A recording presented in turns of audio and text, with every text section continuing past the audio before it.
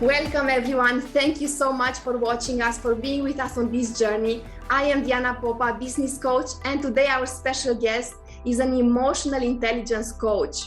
Jenny Hale, she is the creator of the Hale Method with an honors degree in psychology and decades of experience as a coach, trainer, and mentor. She supports people in having the result they really want in business and communities, as well as family and romantic relationships. She has identified the fastest ways to break through disempowering lifelong patterns for people to achieve unimaginable results without doing years of therapy. Welcome, Jenny. Thank you so much for being today with me. Thanks for having me, Diana. I am honored, and it's very impressive, your experience, 20 years or decades of coaching people. I believe that we are going to learn a lot from you. I would like to ask you the first question. What is your story and how did you start on this path of coaching other people? Well, yes, it's a long story because it's decades, but I'll try to be concise. I started out as a marketing consultant, and I quickly discovered that if you put a bunch of leads in the front end of a business and they haven't got their systems in place, then they either won't close the sales or they won't be able to deliver or they won't collect payment. So I became a business consultant rather than just a marketing consultant very early. And then I ran across the problem of business owners who actually knew how they should have things set up. They knew what changes should be made in their business, but they weren't making them. And that's when I started to investigate coaching and became an executive coach so that I could help my clients to get the results that they wanted to get when they knew what to do, but they weren't doing it. And that's what really started me on the path of coaching. I was a business consultant and executive coach, depending on what was needed, for many years. And more recently, I ran into basically a brick wall in my late 30s where I actually burned out. My adrenals failed. And for almost a year, I couldn't work at all. And that got me asking the question, why was I living this go, go, go, high-powered, stress-filled life to the point where, one extra thing was too much and my system crashed. And that's where I ended up discovering all of this information about the science behind how the mind and body work together and how the emotions are very important rather than what I'd been taught that they were the problem and you should keep them out of the way, right? Business is business, it's not an emotional thing. Absolutely. So having to unlearn all the stuff that I had, all the ways I'd been raised and come back into the business world with the good connection with my authentic self and incorporating all of the wisdom that emotions can bring to us about our direction and the work we do with people. And 90% of your results in business come from your interactions with other people. Very little in business comes down to sitting behind a computer and doing a technical skill. So it was very clear to me when I tried to go back into the business world that it's very easy to do business in this highly adrenalized stress, go, go, go mode. That's the way that a lot of coaching goes. It's like do more, fit more in, schedule better, but actually to find a way to achieve the results in business without that vast expenditure of energy from a much more natural place was something. Once I had figured out how to do that, I realized there were a lot of other people in the world who were trying to figure out how to do that. So I came back again to executive coaching, but at a whole different level. I love that. Thank you so much, Jenny. And I can relate so much to what you're saying because I have been doing this myself for the last 10 years. In the corporate world, and I was just exhausted at some point and burnt out. And I was like, what am I doing with my life? I keep working and giving, and I am not really fulfilled. I have achievements, I have results, but inside is like this battle that I am not really on the right path and that I am struggling with myself and trying to handle everything all around. And this made me realize that I need to make a change. And I have to admit that although I changed that, exactly what you mentioned, that I took with me all the patterns I had, all this go, go, go. I applied it in the first part of my business, let's say first years, first months. and this didn't work. And definitely, if we don't slow down, if we don't find our rhythm, our authenticity, then definitely this doesn't work. And I would like to ask you, how do you help business owners to find this path, this authenticity, their true nature, and being in this flow without trying so hard? Well, it is a combination. So we have a program that most people will find they go through in more or less the same order. The first point is to actually get the skills in place to regulate your nervous system, so that even if stressful events are happening around you, you don't respond physically as though your life is in danger, because usually your life is not actually in danger. And if your body is responding as though your life is in danger, it makes you less capable, not more capable of handling things. So we start there. We start with regulation and releasing any kind of backlog of emotions that might have been stuffed down in the past and still be lurking there and popping out, inconvenient moments. And then we dive into, okay, what are the patterns that you're seeing showing up in your life?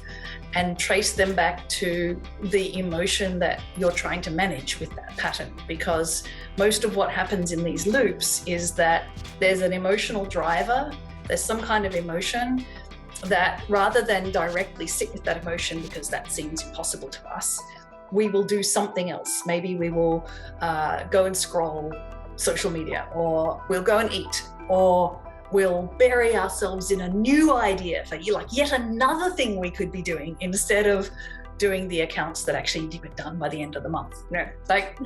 So everybody has their own variety of patterns, but we look into those, we start breaking those, and as we start breaking those, it opens up the doorway to dive deep into our authentic self.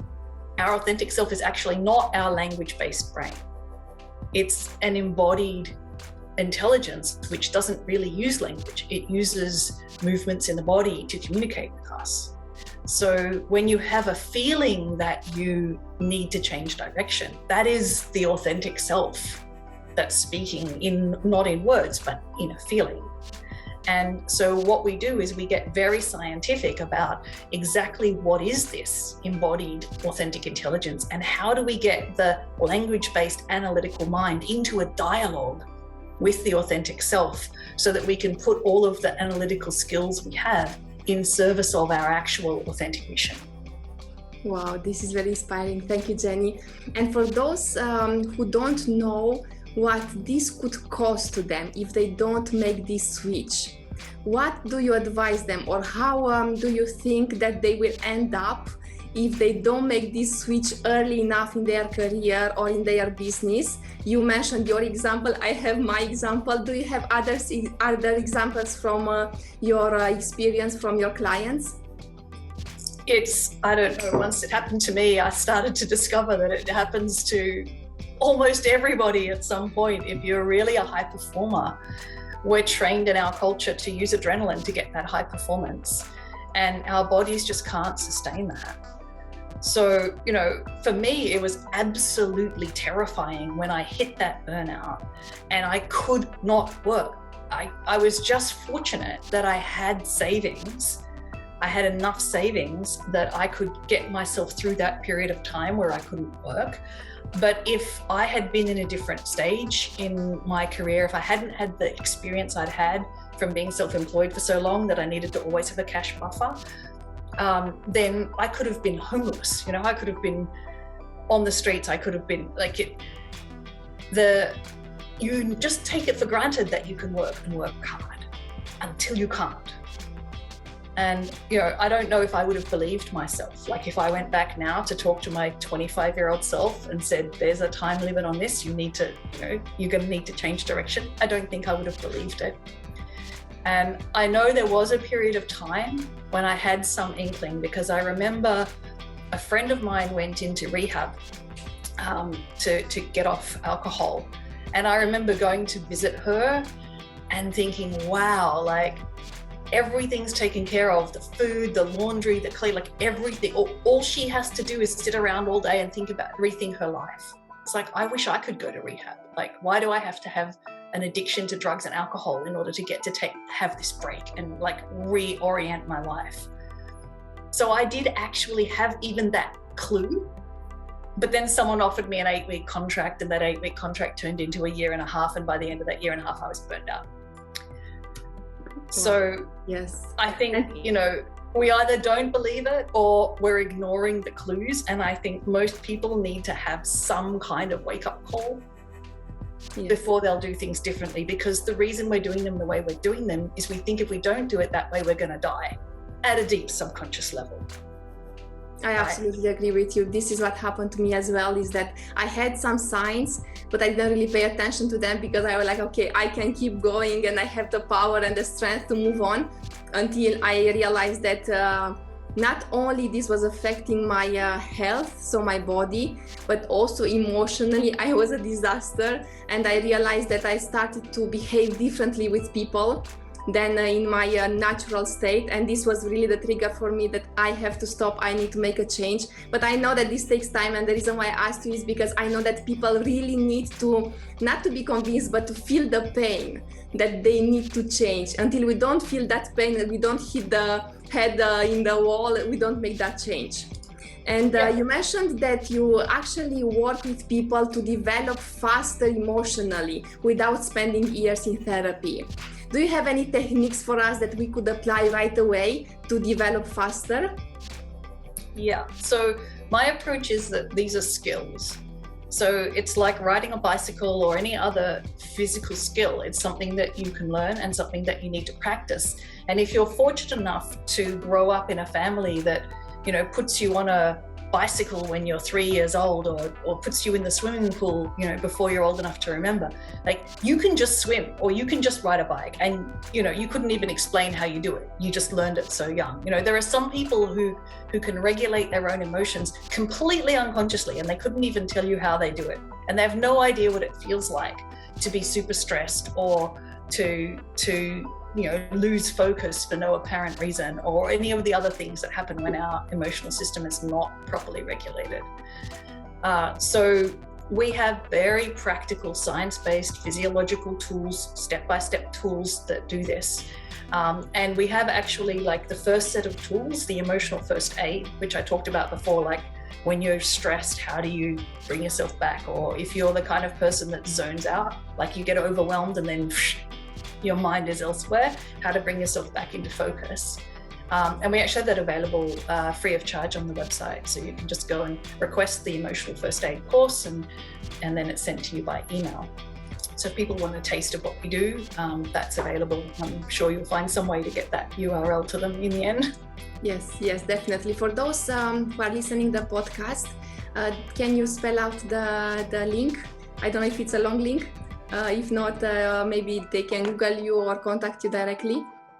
The link is jennyhale.org/request-emotional-first-aid. Okay, I hope everyone got it. Thank you so much, Jenny. Yeah.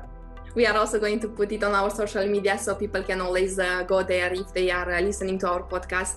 Thank you so much once again for helping us to understand what's happening to us. I would like to ask you next if you think that there is a bigger scale where things could improve. Like, for example, organizations or businesses which operate in this stressful environment. And I know that people have, as you mentioned, constant pressure to deliver within short deadlines, for example, certain tasks that may take longer. Do you think they have a role to play in helping their employees to improve and to grow emotionally? Well, absolutely. It actually impacts the bottom line of a business. So there's plenty of studies out there that show that organizations where people have more connection, where their emotional systems, their nervous systems are better regulated, those organizations, people are far more productive, they're far more creative, they get better outcomes, they have better financial results. Ultimately, the company is more successful.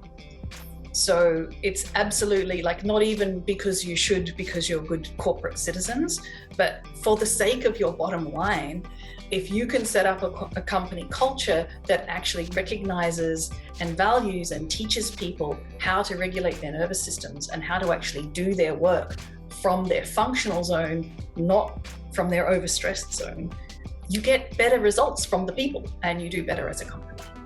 Absolutely, I fully agree with you. Thank you, Jenny. Something that I lived also in the corporate world. I was lucky enough to be in environments where actually this was supported, and we received a lot of training on how to do this. Something that always I was always wondering about, is it enough to only have trainings? For example, I remember that I was going to a course on emotional intelligence for 3 days.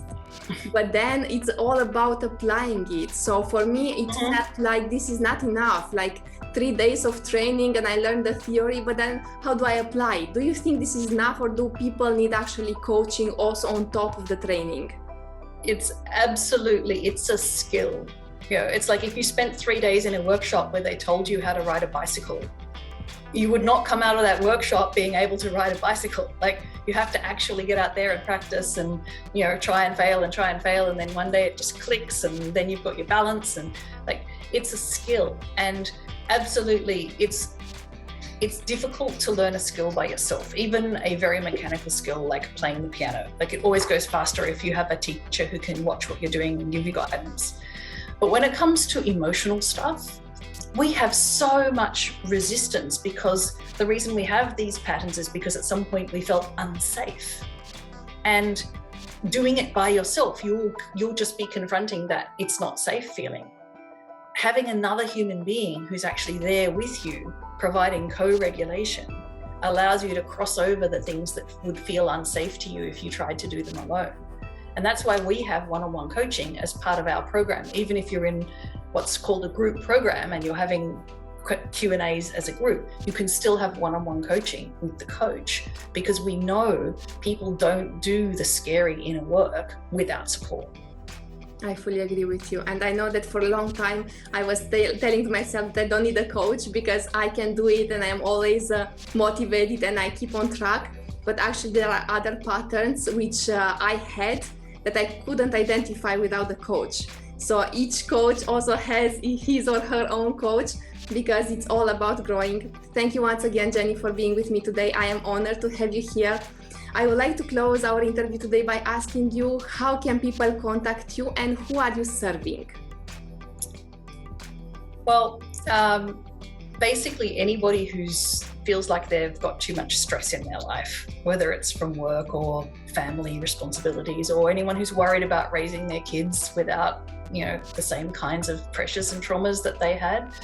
But our main focus at the moment is professionals, people in business who are trying to juggle and balance and keep all the plates spinning at once, and they can see that there's impacts on their family or their personal relationships, or they can see that their performance is not where they want it to be at work, and they just want to take things to a whole new level where those different things are no longer in conflict, that everything aligns. Those are the people that we're best placed to serve at this point in time. So if you want to get more information, you can visit my website at jennyhale.org. Or there'll be links in the social media if you're seeing this on social media, or you can join our Facebook group, which is called Emotional Mastery. Awesome. Thank you so much, Jenny, once again. For those of you who need her and who need to actually work with yourself to find that balance, don't hesitate to contact Jenny whichever way you wish, because this is going to transform your life. This has transformed my life, and I am sure that everyone can be on this path of personal growth and fulfillment. And this is something that I always say as a mission for my brand. It's possible to design our tomorrow. All we have to do is to start with ourselves, and then everything around is going to transform. Thank you once again, Jenny, for being with me today. Thank you for having me. And for those of you listening to us, stay connected, because there is so much more to come.